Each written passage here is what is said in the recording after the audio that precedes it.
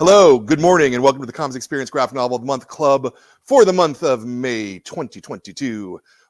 We've got a really interesting book this month.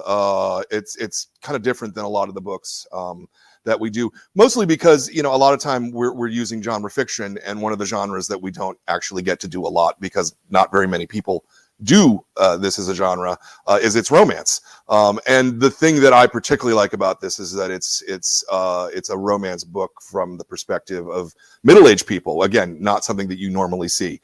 Traditionally, when it's romance, it's always 20-somethings and blah, blah, blah, blah, blah. So the book is Walk Me to the Corner, and I am very happy that we have our guest here, ANELLI FURMARK. How are you? I'm fine, thank you. Excellent. Nice Welcome to the show. Thanks, thank you. Yeah, you're in Sweden, right? Yes, I'm actually in Stockholm at the moment. Oh, very nice. Yeah. Very nice. We're in San Francisco, so yay, international show. Love it. Yes, it is. So my first question is always the same on this. I ask every cartoonist this: why comics? Of all of the different ways you could be expressing yourself, what is it about comics that speaks to you as an artist? Well, I started out as a visual artist. I painted and made some photography, but I think my main way of expressing myself has always been drawing. It's like the first thing. And then I was also writing things, but I never was really satisfied with what I was writing. And then at the moment I started to put together the writing and the drawings, and it was like, wow, comics, it was it was quite an I found something that I could relate to, because I knew how to write when I also could draw. So then I started. I've read a lot of comics, and I always liked the combination of drawings and text. Yeah. So you didn't have any formal training in comics at all then? No, not in comics. I was in fine arts department. Okay. At university. So I was going to be a fine artist, and no one was doing comics there actually. So I had to struggle a bit with the comics things, because it wasn't really accepted in the fine art business. Yeah. Was this 20, 30 years ago that you were in school? Yeah. Okay. Just, I didn't want to assume. Some people go to school late, Exactly. Yeah. 30 years ago, more likely. Yeah. No, I mean, even in American schools, they certainly weren't teaching comics 30 years ago in schools, so. No. Yeah. What's the comic scene like currently in Sweden? I think it's quite good. Yeah. I think I could say very good. I think it's there are a lot of good comic artists, and there is festivals and get-togethers, and there are a lot of female comic artists and interesting books, new books every year. So I think it's good. Yeah. Do you have dedicated stores there or not? So dedicated? What? Dedicated to comics. Yes, of course. Yeah. Not in my hometown actually, but in Stockholm and in Gothenburg and Malmö there are. Yeah. Oh, very nice. Because the only thing that I really know about the comic scene in Sweden is I knew that you guys had a pretty big market for Disney comics. Yeah, maybe, but I'm not really. I don't know so much about like mainstream comics. No, sure. It's really like the only part that I ever retained. I read them a lot when I was a child. I read all comics when I was a child. It was like in my 20s that I started to read like alternative or like comics for graphic novels and things. I didn't explore them until my 20s. So before that, it was like Tintin and Lucky Luke and things. What's the first comic that stuck with you, that you remember like and being engaged by? Oh, you mean as a child, or you mean? I mean, as an adult, probably. Yeah, but because certainly I read a lot of comics as a kid, but it wasn't until I was an adult that it was like, no. But actually, there is comics by Tove Jansson, the Moomin comics. They have been very important from the beginning, like from when I first found them when I was a child, and they also stick to me still. I think they have been very, very inspiring to me. the comics. She was doing comics for some years, I think about 10 years or something, and but she was doing a lot of other things as well. But the comics are really good, and I was very influenced by them as a child, and also now as a grown-up. You mentioned alternative comics. Yeah. Are you talking about American comics or European comics? But it was like when I started to find the Swedish alternative comics, then, and I also got to know some people, and they say, well, you have to read this and you have to read this, and then I found the American comics as well, and the French ones, and so. But it started with the Swedish alternative ones in the late 80s and beginning of the 90s. Yeah. 1990s, Is there anything that we would know here in America that from Swedish alternative comics? Well, you might know Liv Strömquist. You might know Liv Strömquist. I think you should know, maybe. Not sure. Now I should mention a lot of names, and I will feel ashamed because I forget them. No, it's okay. It's okay. Yeah, they will come. They will come, I think. Yeah. Not try to put you on the spot. No, thanks. So when did you actually start drawing comics yourself? Well, I made some like panels, like comic, more like just one frame thing with a kind of a comment or something in the end of the 1980s, like when I was in art school. And then I made my first long, like a short story, but longer comic when I was already finished my art studies. So I was quite a late starter. And my first book in Swedish was in 2002. Okay. So it's been a good long while. Yeah. So it's about What's your approach when you start a story? Do you write it out first? Do you do thumbnails first? Like what's your mechanical process? I think it is that I have an idea, and then I need to get started. And when I start, it's like I have to have the feeling that it is real, that I'm not doing sketches, It's like, well, now it's the real thing. So I can start with like 10 pages, and I try to make them as good as possible. But quite often I have to start from the beginning again because the characters are not right, and and I need other settings and things. But I kind of like the feeling that I'm not really doing any script before I start, and sometimes not even sketches, except for character sketches. But I like the way of jumping into it. So I make like one page, and I put it aside, and another page, and I put it aside, and then I go on like that. And I don't know what will happen in the end of the book, and so almost never. Really? Okay. Yeah. Even for something like this, which is 200 plus pages. Yeah, but that was kind of different because in that case, I made shorter chapters. I made parts of it. Okay. Because it was like, well, I don't know how to tell the story and how the book will end and things, but I know certain parts of it. So I like draw all the parts that I knew, and then I had kind of like 10 or I don't know really how many, and then I started to put them together. So this is going to be the first one, and then this one will come, and so but the idea of drawing what I know, and to have some kind of confidence that the rest will show up during the way. I think that's my method. Yeah. And sometimes it's really exhausting method, but sometimes I think it's good because it's not boring. If I had a script, I think it would be more heavy work.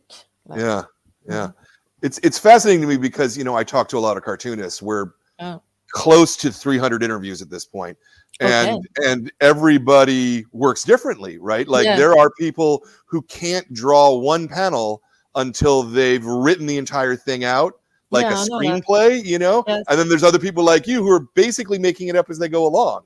And I love that give and take, you know, because that's not really how other media work, it seems to me. No, and that's actually, sometimes I think it would be a very good idea to have a script first, because then I would sleep better at nights, and I would, you know, I wouldn't have this process going on in my head all the time. I could like go to work and today I do these pages, and, you know, but when I have this way of working that I'm not really sure what will happen, then I process it like for a year or 1.5 until the book is finished, and then I'm exhausted. Like, so I think maybe the script way would be good to try. Well, you made a book of a lot of insight and a lot of humanity here. So whatever way you're working, it works very well, I think. Okay, thank you. Thanks. So you said that you did sort of individual chapters that weren't even necessarily in chronological order. No. Were you doing those with the idea that this was going to be a book? Were you like publishing those shorter chapters in some fashion, or just doing it for yourself? Yeah, the thing was that I had made some, I use a lot of sketchbooks. So I have a sketchbook with me kind of all the time. And also have made some notes, like text notes. And then I showed them to a good friend of mine who always kind of have an eye for what I'm doing, sometimes better than I have.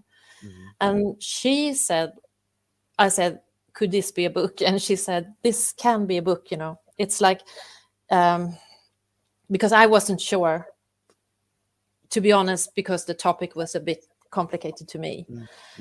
But she said, well, this is a book, just start. And then I had the feeling that, okay, I'll make it to a book, and I can decide later if I want to publish it or not. But when I've been working for it like in a year, and after a year, then I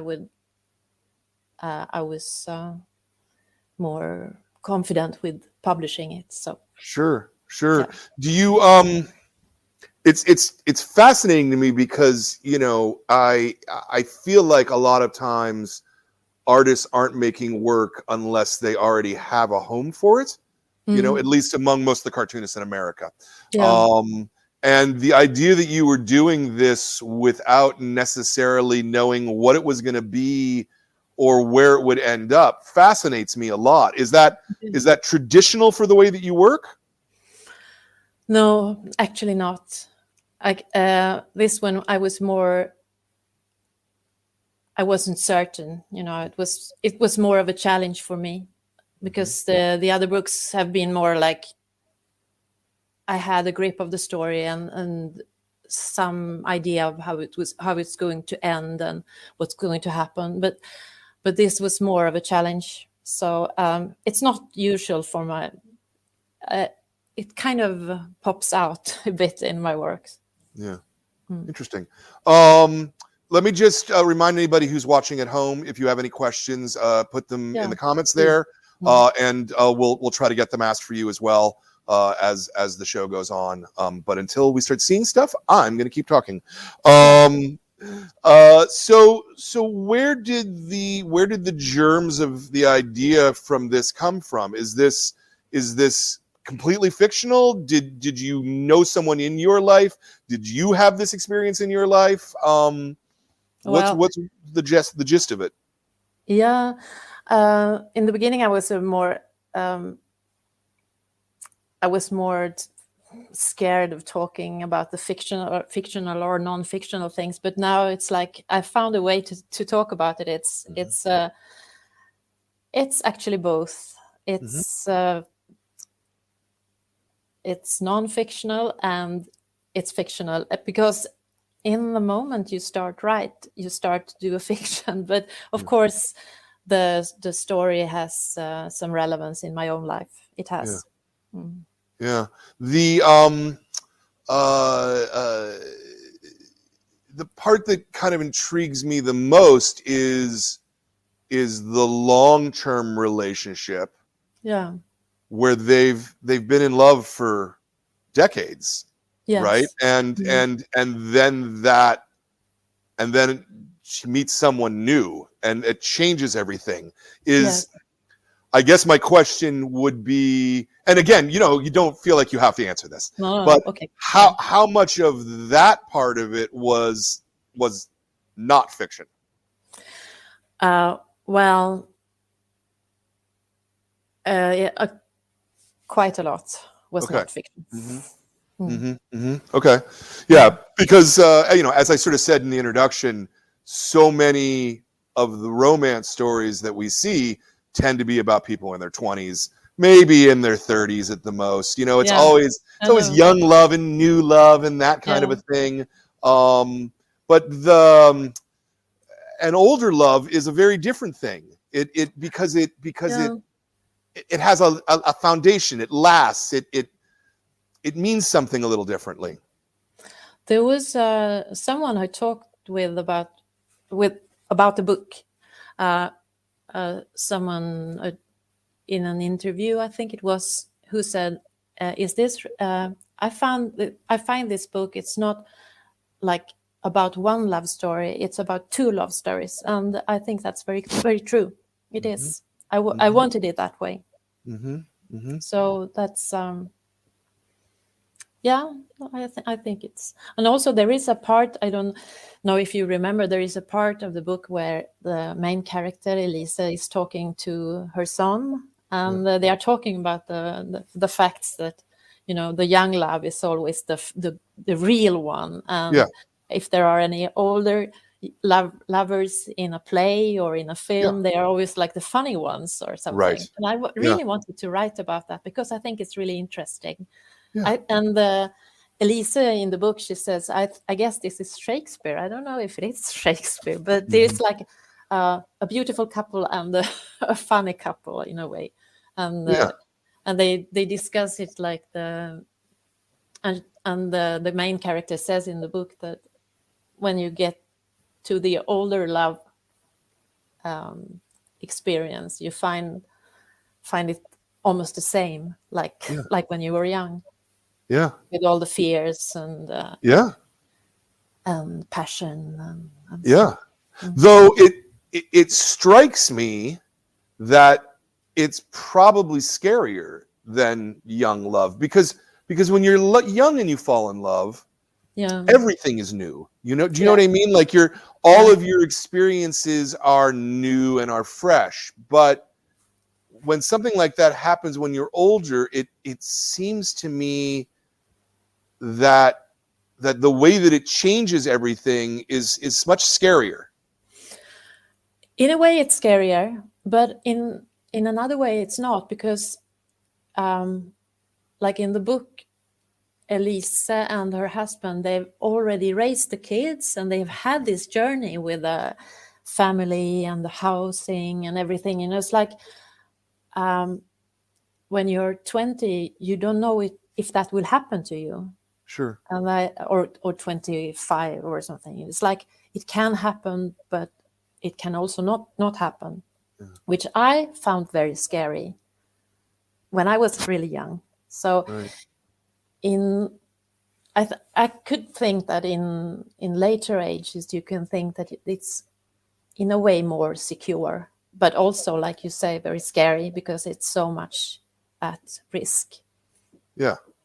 Yeah, I mean, I'm not sure it's more secure. I mean, I again, this is coming from the perspective of an American. It's fun to talk about, I think. And in America, it strikes me that families have a lot less security, perhaps, than you do in Europe. You know, I think that would be true. Yeah, and so the idea that, for example, maybe I'll lose the home that I've lived in for the last 20 years, you know, is terrifying. I think, even on top of the emotion of love, right? The emotion of love is scary enough. Actually, that's interesting because I haven't thought about that perspective. But there is an economic perspective in it too. It is, of course, it is, and there is a hint of it in a hint. I don't know if you say hint. There is a small part of it in the book when Elise is worried about the economy, but it's not the main problem. And I think a lot of divorces, for example, they happen because they can happen. Yeah. If it's impossible for a house or for a job or to support yourself, then I think you will just stick to it, even if it's not what you want. Yeah. Yeah. So of course there is an economic aspect to it too. Mm-hmm. Mm-hmm. And then I wonder too about the gender part of it. Is it more acceptable in Europe for a homosexual relationship will it be accepted? Because in huge parts of America it would not be. I mean, San Francisco, obviously, I live in San Francisco. Okay, of course. It's very accepted and very normal here. But like if you're in Oklahoma or something like that, that's going to be a giant bit of tension. Yes, and that makes me very sad. And I know also that we are living in like a safe bubble here in Sweden and in Northern European countries, I think. But a huge part of the world it's impossible, Yeah. But I kind of had an idea that I would make it as normal as that. You wouldn't even really think about the fact that it was two women. The main issue is the breaking up and the new love and the romance and the passion. Yeah. It's not the gay thing. It's I didn't mean it like that it should be a big issue in the book. Sure. But I'm sure that it is for a lot of people. Yeah. And it makes me angry. Yeah. Yeah. And I hope I could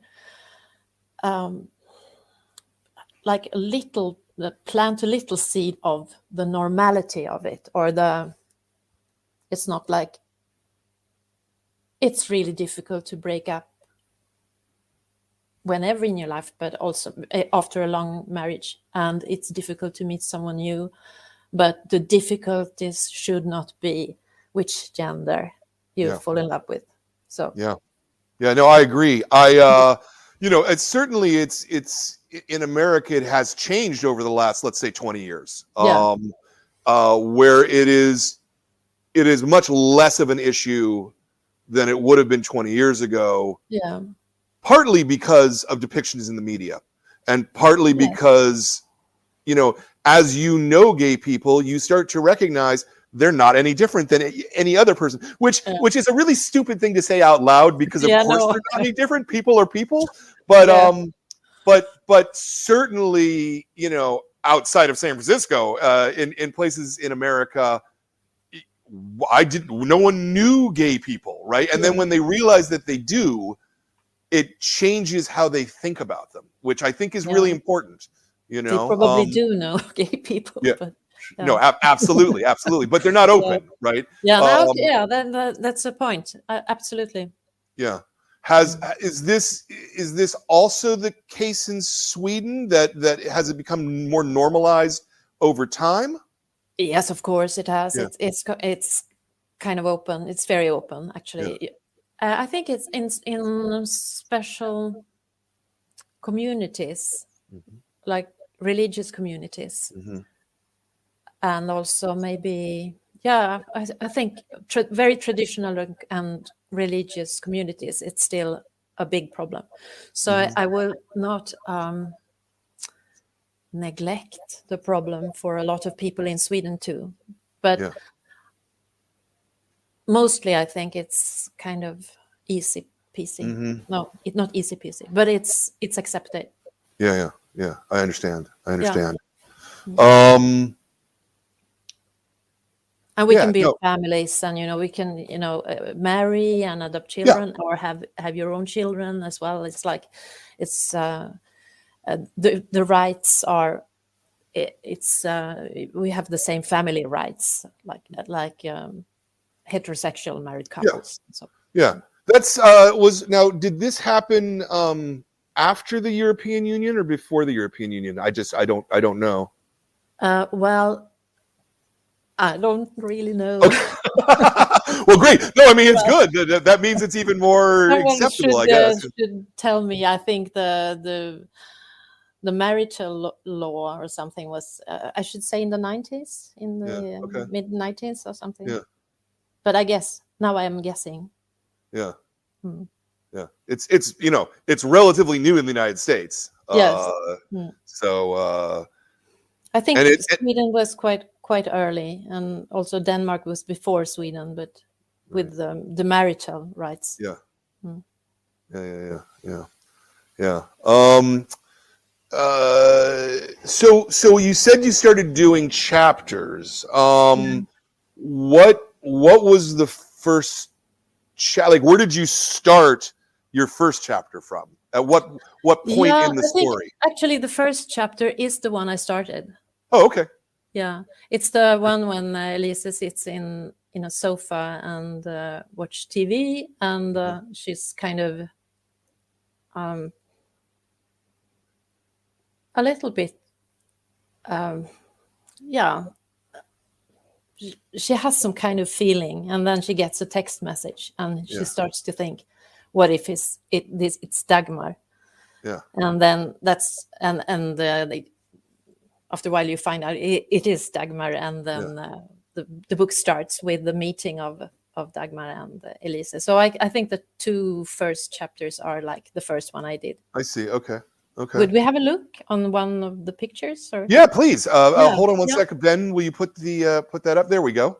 Yeah, this is from a sketchbook actually, but it was also then published. I made another version of this one, which is in the book.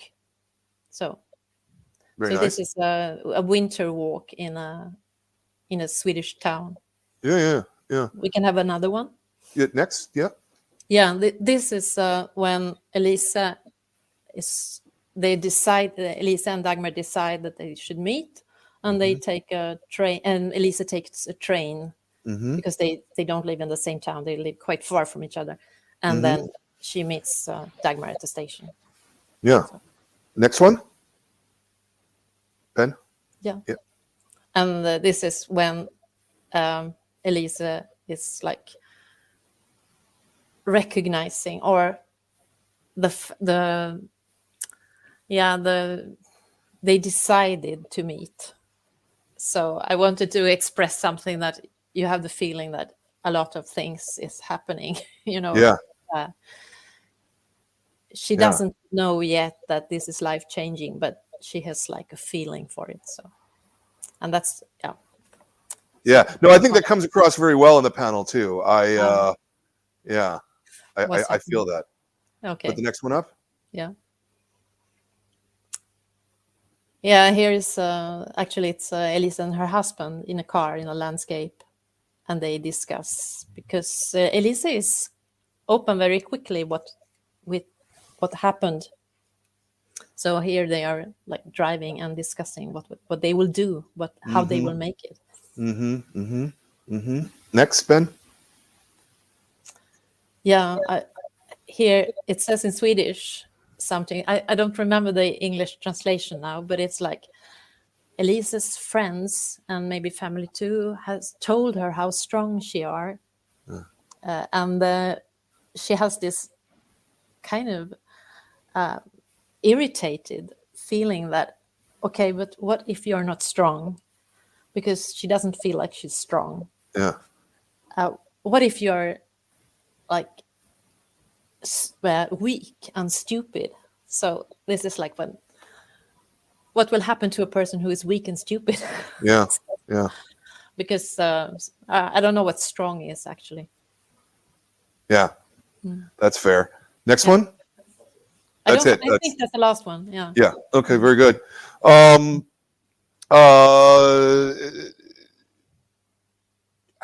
do you work? Do you do the ink, the black line first, and like at what point do you start adding the color? I guess is the question. Yes. Well, I almost start with the color is the first thing. So I start with some watercolor, just to get a feeling that the paper is already, I started with the painting, because Mm-hmm.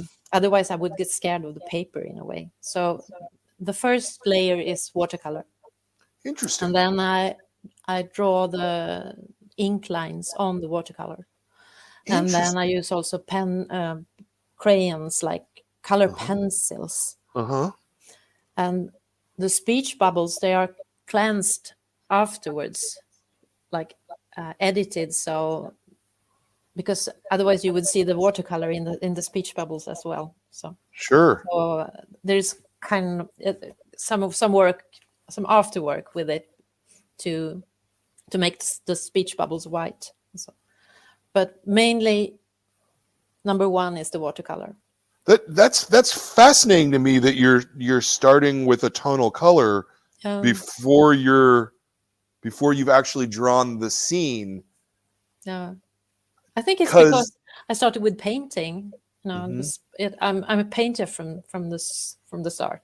So are you making a decision on the color based on what you think that the emotion of the scene is going to be, or are you? I should say, I think I've also said that I think it's intuition. Yeah, it's more, it's very direct. But when you put it like that, I realize that's what I do too. I have a color feeling for the scene. And I use, it's not like an intellectual thing that it's like, well, now it's very cold, so I think I will use the blue ones. It's more, what color should I use for this scene? Well, it's a green one, and then I use the green.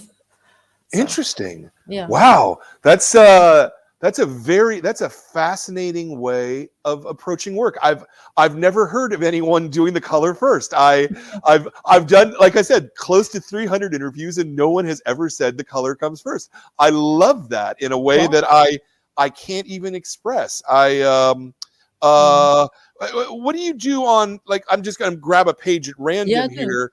So like here's a page at random where you can see that it at the top of the page it's blue, and then it's yellow at the bottom of the page. Did you do these panel by panel, or did you do the page blue with yellow on the bottom? Does that make sense as a question? Yes, I start as you said, with blue and yellow on the bottom. Okay, and how did you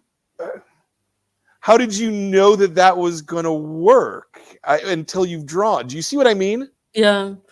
Actually, I don't know, but I think I use my I use my I like to paint, I like to paint landscapes, and I really like colors. So I think I use my lust for painting. So it's like, well, now it's too much blue. I take some yellow as well. So, and then it will work. Sometimes it works, sometimes it doesn't, but it's not like a script thing. I understand. Yeah. Yeah. Have you had a situation where you started putting down the tonal colors, and then as you developed the scene, you went, this isn't working. The color isn't working. Yeah, a lot of times. Okay. Yeah, like a lot of times, or a small amount of times. No, quite a lot of times. Okay. I think this is not a very effective way to work, because sometimes, like I said in the beginning, I had to like redraw like 20 pages because something was wrong. Yeah. But on the other hand, I think the drawings, I struggle more with the drawings than with the painting. Yeah. The painting is more like, "Ooh, okay, yeah," and the drawings are. I think it's quite really difficult to draw. I think I struggle a lot, like I sweat with the perspectives and vehicles and Yeah. you know, squares and rooms and things. I think it's not easy. Yeah. But the drawing, the colors, I don't really struggle with them in the same way as I do with the drawings. Yeah.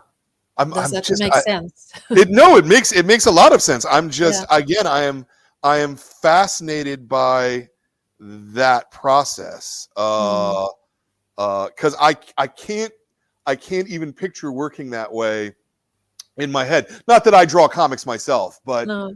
I almost don't understand how it works, though it's very effective, and Okay. it's very powerful. Yeah. But also, uh, I must say the graphic designer made a good job with the speech bubbles and with the text, and they Yeah. also the other editions, the French ones and the English ones. That's the same with them. Because the originals doesn't really look like the book. There are more colors everywhere. So okay, so when you're drawing out the color, you're clearly not like drawing out panel borders at that point, right? You're just putting a layer of color. Then when you make the individual panels that are part of the page, are you whiting out the color? No, Or if you see at one page where the one we saw where there is 6 Ben, do you want panels. to pull that back up again, maybe? Yeah. It might be easier. The one you showed me, the one you in the book. Oh, Yeah, well, I was going to say that one. let's use that one as an Yeah, example. this one is good. This one is Yeah, good yeah. because here I made like 3 panels first with watercolors. Okay. Yeah. So I think it's edited afterwards a little bit, but there are 3 panels.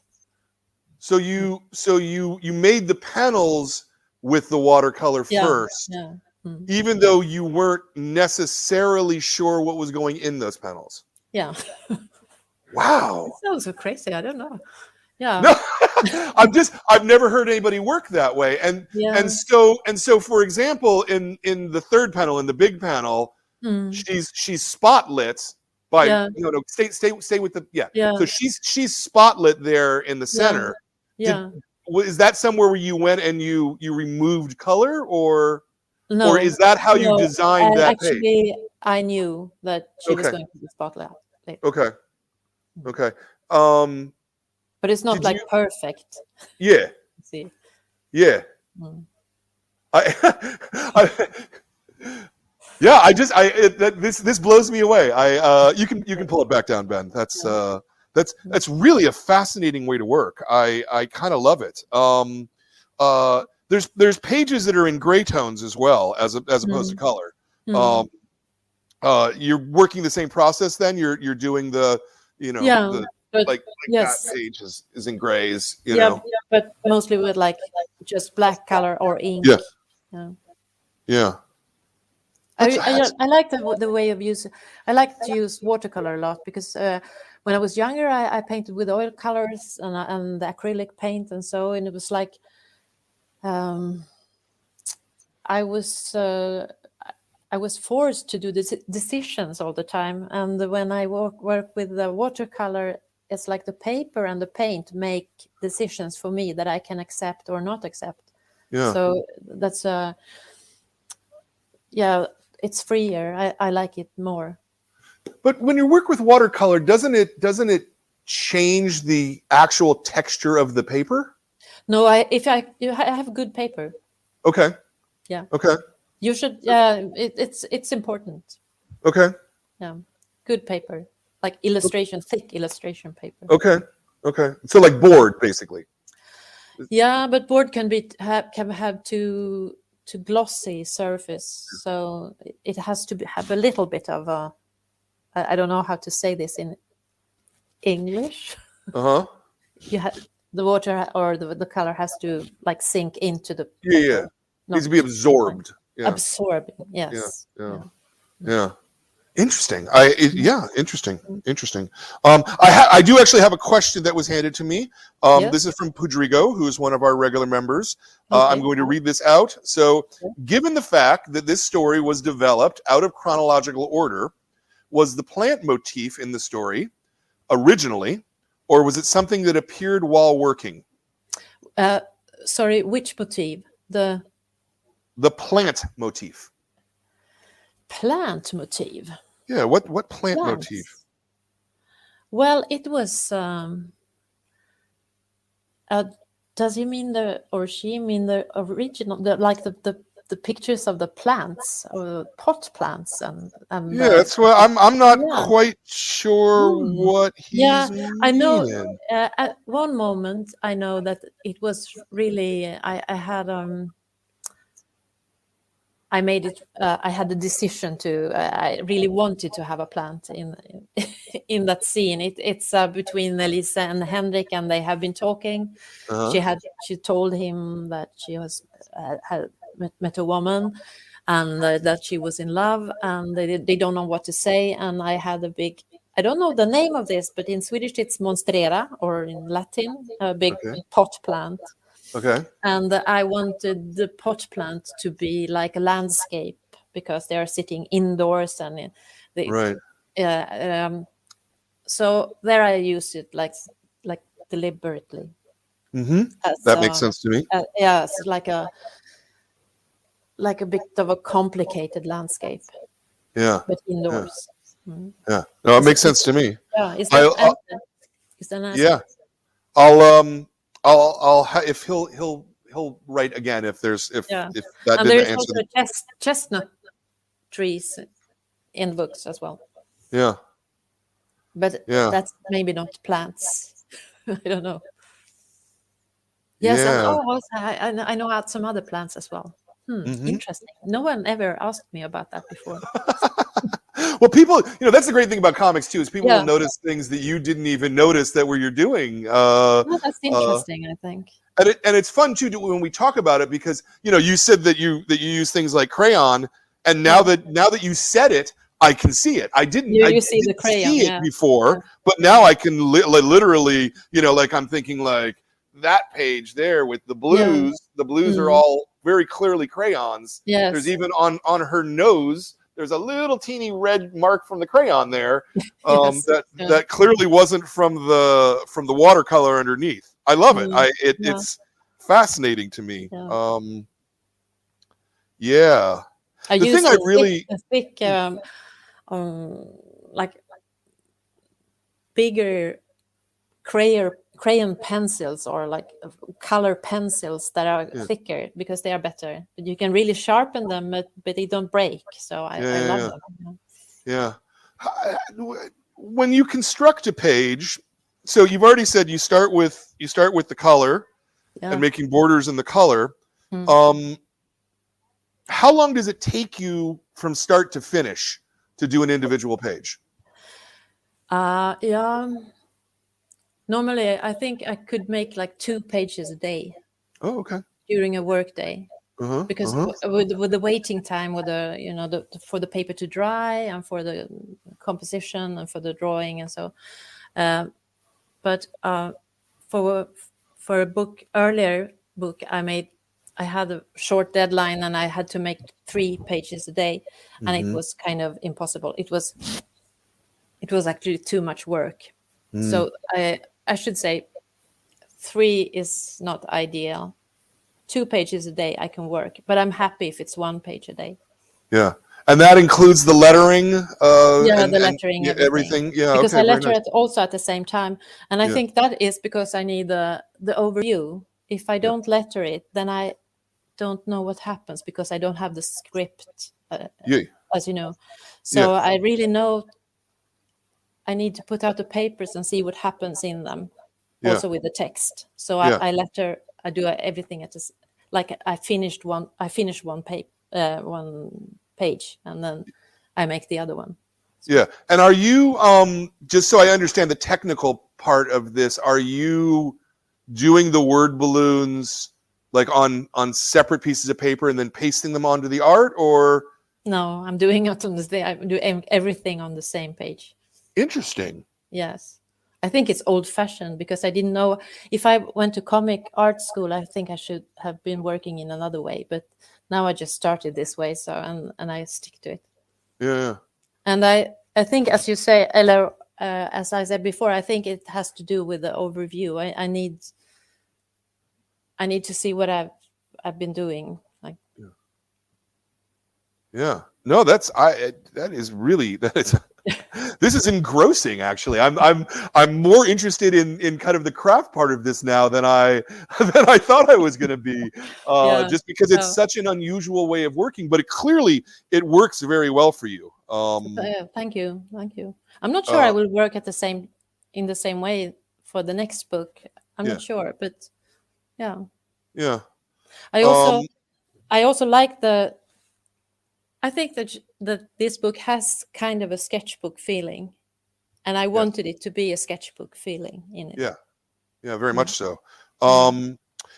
In terms of the translation of the book, did you translate it yourself or not? No, it's translated by Hanna Strömberg. And then did you did you do the new lettering, the English lettering? No. Or okay. No, they made it at Drawn and Quarterly. Okay. Very good one, I think. Yeah. Yeah. And there is also a font of my lettering now. Okay. It's interesting too, because there's places where it goes back and forth between sort of standard casing and then in cursive. Yes, yeah, and the cursive one, there is I don't remember the name, I'm sorry, but she made a very good, I think it's she made a very good work with the lettering for that one. Yeah. And there are some pages, where there's a kind of painted lettering. Yeah. Like titles. Those I've made. Okay. Yeah. So like chestnut. Exactly. Yes. Yeah. Exactly. Fascinating. I love that. I really do. The other thing that really kind of struck me about the book, and don't take this the wrong way. Okay. So when we pick books, the whole staff kind of votes on what we're going to select for each month's selection. And my staff came to me and went, no, this is the book. And I went, okay. And I picked it up. I mean, because we had an advanced copy. I picked it up and I flipped through it and I went, wow, this really seems kind of static. I wasn't sure. And then I started reading it and I just got sucked right in. So, from a distance, I thought I'm not going to like this. But then when I started to read it, it really, really, really drew me in, and it really involved me in the characters' lives and in their emotions and the way that they feel. So that's, I think, a very large testament to your skill, ma'am. I really, it's a roundabout compliment, but I really, I feel that you. Yeah. I really appreciate that. I'm really happy to hear that. I think it's fine. Yeah. No, because for me also the text part is really important. It is. Yeah. I can't really. There are no like I said before that I started as a painter, so it's like the picture comes first. But in comics, the wonderful thing with comics that it's like the mix or the dialogue between the text and the picture is like it's really important, and so the text is a big part of it. Yeah. No, they have to really work in concert, because if they don't work in concert, then. Well, it's interesting because there are good examples of comics where they're in opposition to one another, the words and the pictures. Yes, and that's what makes it interesting. It's what I love about the form Yeah, And the isn't it? medium is that it doesn't have to be anything. It can be No. whatever you choose it to be, Yeah, as long as you're moving forward, you know? exactly. Yeah. Sometimes I work as a I have students I have classes in comics, like Mm-hmm. drawing something, Mm-hmm. and I Mm-hmm. often say that it's like there is like nothing you cannot say in comics, but there are things that you can say like only in comics. Yeah.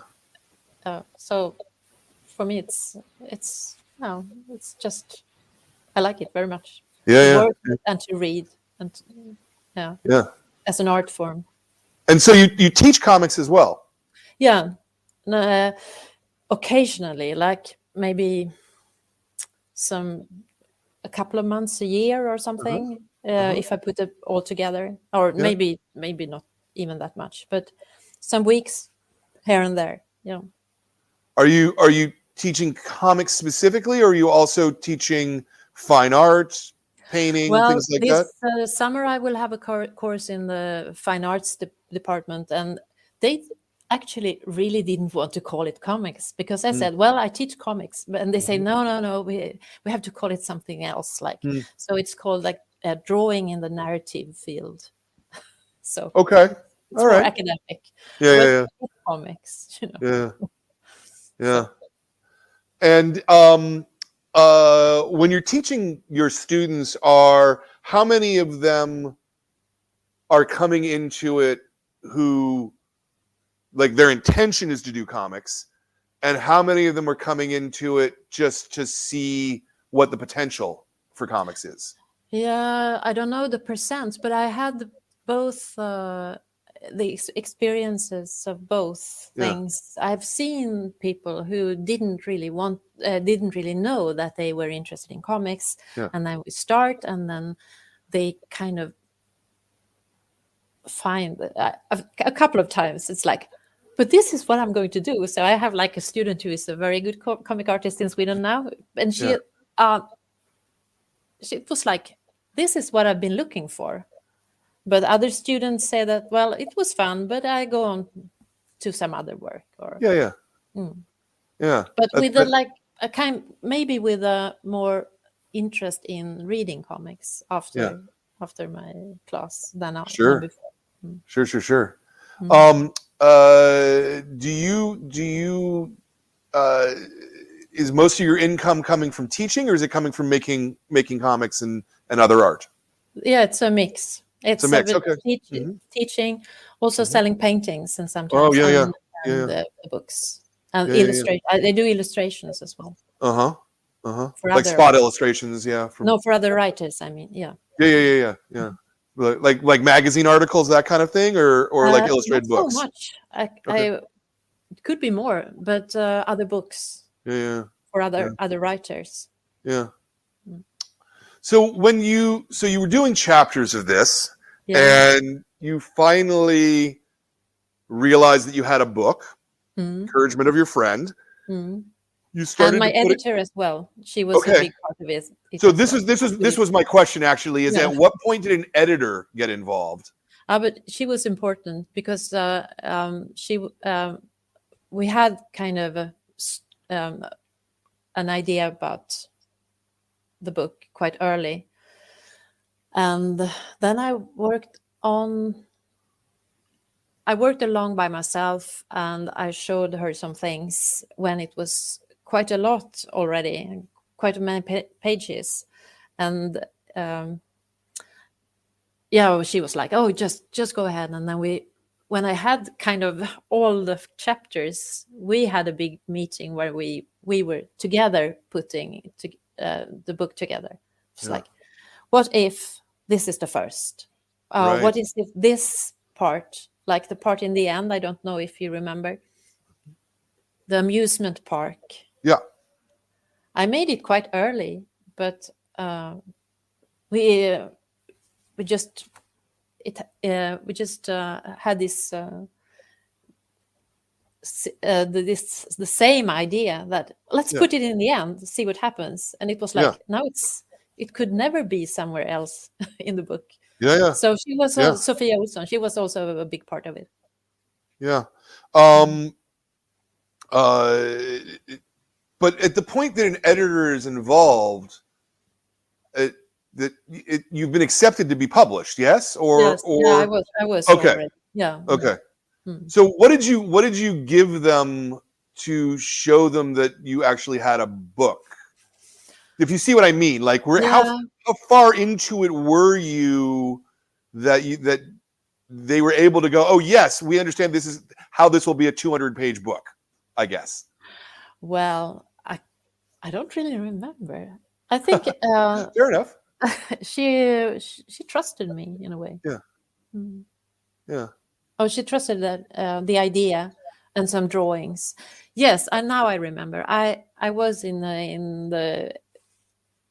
their office because it's in Stockholm and I don't live in Stockholm. And I remember I had this suitcase with drawings, maybe 30 drawings or something. Okay. And I said, I explained the idea. This is what it's going to be like, I think. Yeah. So maybe 30 or 40 drawings or something, or pages. So pretty early in the process then. Pretty. Yeah. Okay. That's again, that's pretty normal. I just wanted to make sure because of the unusual way that you work. I could see you going, no, it was it was something completely different. Yeah. No. I think I am.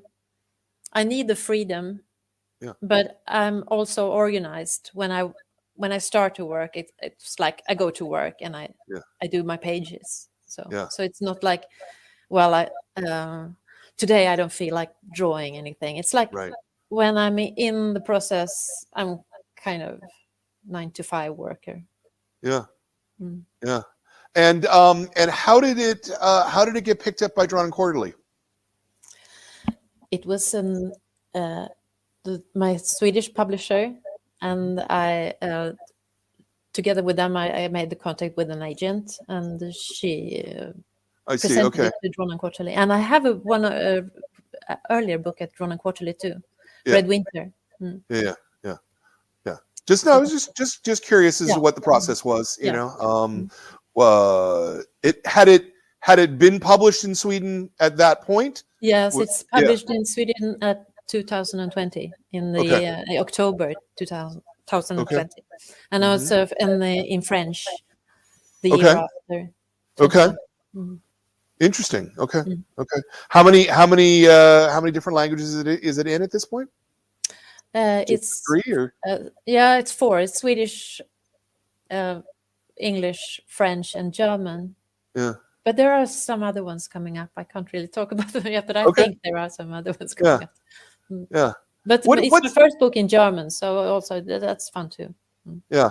Do you speak German or French or read? No, I can read a bit of both. Okay. And I can speak. I can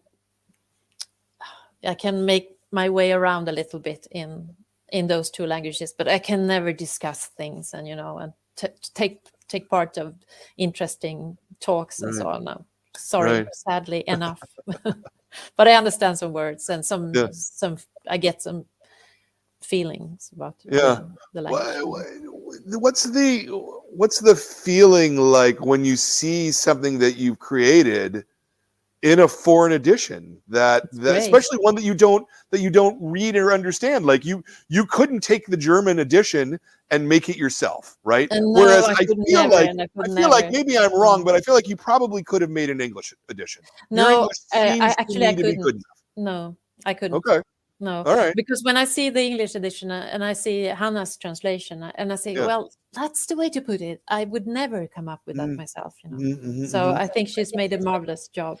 Yeah. And I guess that's the thing with the French and the German edition as well. But the English one I can read, so I can see it's good. But I'm quite sure that the French one is good too. And I understand the sentences because I know what. If I see a speech bubble, I know what it says in Swedish, and I can see it in French, but I can't hear the tone. I don't know if the tone is right, and I just have to trust it. It is. Yeah.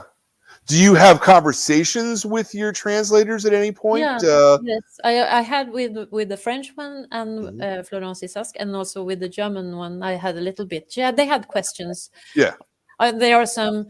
I think there are some things that are they kind of typical Swedish things that they had to. I had to explain. sure. So. Mm. Sure. Yeah. No, I mean, the use of idioms is very pervasive in any language. That, Yeah.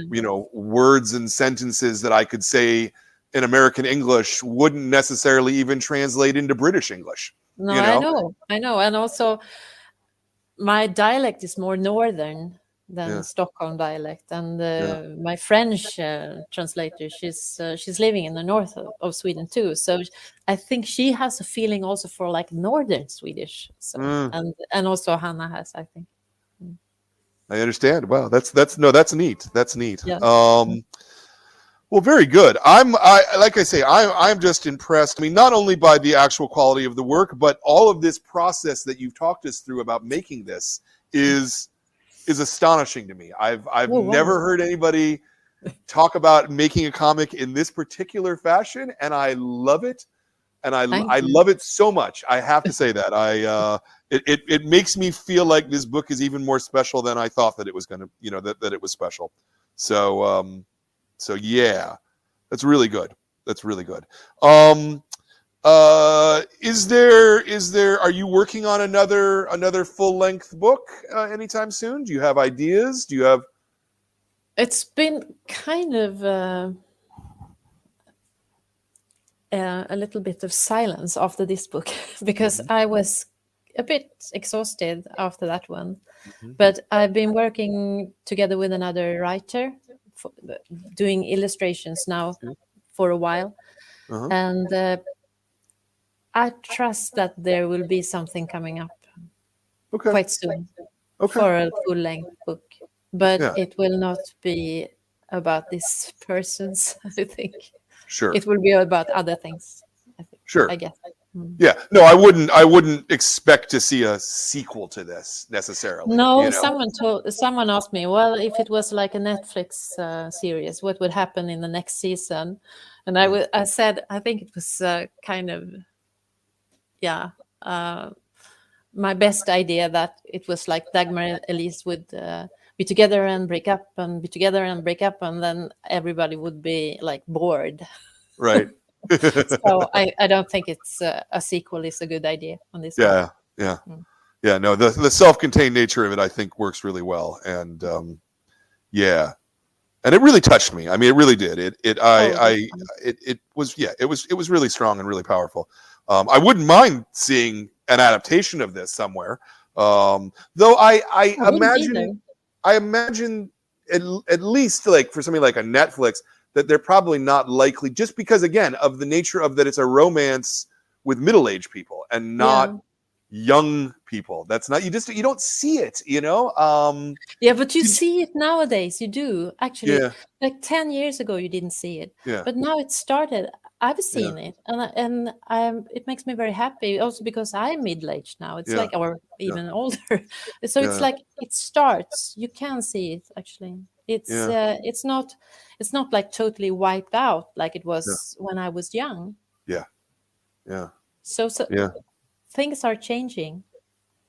Slowly. Well, that's great. Yeah. That's beautiful. All right. Well, so then let's wrap this up. And my last question is always the same in every interview, just like my first question is. As I mentioned to you, this is a series of interviews with cartoonists.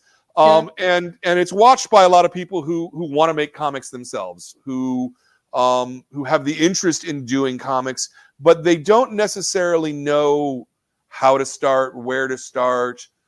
So if you were to give a piece of advice to an aspiring cartoonist about making comics and making cartoons, what would it be? And it can be something that is practical and craft based. It can be something that's kind of emotional, philosophical. Like what would be your piece of advice to someone aspiring? I should say, get a sketchbook and not a very like fancy one, but a thin one that they're not heavy. You can carry it around wherever you go, and use the sketchbook. And also, the other thing I should say is like, if you don't know the story, it doesn't. You can still do the story. You can just draw the parts that you know. It's like start with what you know. So you don't have to have the whole plot or the like the dev how do you call it, like the storyboard or something. You don't have to know how the story ends. But if you know some things, you can start with them. And also carry a sketchbook and use it. I think that's my best advice. I love it. I love it. I love it. And clearly it works for you. This is a process that you did it in that fashion, and that is so terrific. I really want to thank you for taking the time to talk to us about this. It was really nice to talk to you. Yeah. I really thought that this was just a fantastic book, and has a lot to say. Hold on one second while I do a bit of business. Put me on a 1, will you, Ben? Yes. Very good. Hey, so if you are sitting at home and you don't know what to read, and we're still in COVID times, so you probably do have some time to read a book. This is a really, really good book. This is a book you really want to read, and I recommend it very strongly. If you wanted to, you could buy it from us on our web store that Ben will probably put. Yep, he's going to put that up, and it comes with a book plate, which let me show that over here. It comes with a beautiful signed book plate, hand signed. So that's very cool as well. And then that's that. The next 2 interviews that we're doing for the Kids Club, we're interviewing Kat Ferrardo. I think that's how you pronounce her last name. And it's Miss Quincess. That's next month's kids book. And the next month's adult club will be Mamo or Mamo. I'm not quite sure if it's Mamo or Mamo, by Sass Millage. A beautiful, beautiful book. She's Australian, so we're going to continue our international theme here with international shows. And as I said, I want to thank everybody who's a member of the club. Really, it makes a tremendous difference in keeping the store going and in our mission to bring the best comics to everybody. I want to thank Ben, my son, for running the show and doing his thing. I want to thank Jordan for being my producer and dealing with all the backstage and behind the scenes stuff. That's fantastic. I want to thank my staff, Kat, Katie, and Zoe, for running the store and allowing me to sit in front of a camera and talk to people about comics, because I couldn't do it otherwise. And I want to thank people who make comics, like ANELLI here, for doing this, and because we wouldn't be able to have this or have a store that sells nothing but comics without people like you. So thank you so much for being here and for participating and for making such really passionate and touching work that really, I think, shows kind of the best of humanity, I would have to say. Oh. So thank you so much. Thank you very much. It was really nice to be here. Yeah. And we'll see everybody next month.